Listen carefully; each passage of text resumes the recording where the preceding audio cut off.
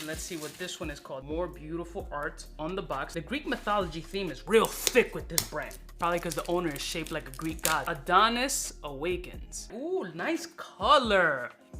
Very nice. Beautiful enamel work with those gold tones and still keeping those same stones in place. Just gorgeous. Love it, love it, lovely. This is gonna have to be something I'm gonna really have to explore on skin because it's definitely not your traditional rose. Yeah, very different off of skin. So you get a bright bergamot raspberry combination with a very sweet crystallized sugar rose kind of essence.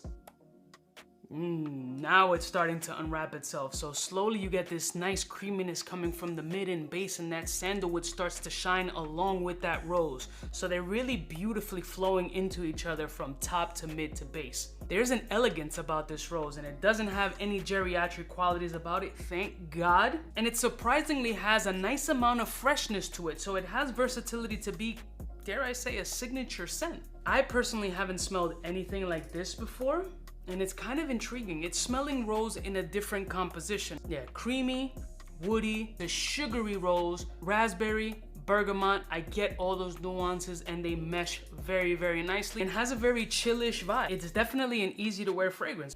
Oh, I could rock with this. In the air, even better. Yeah, oh, wow.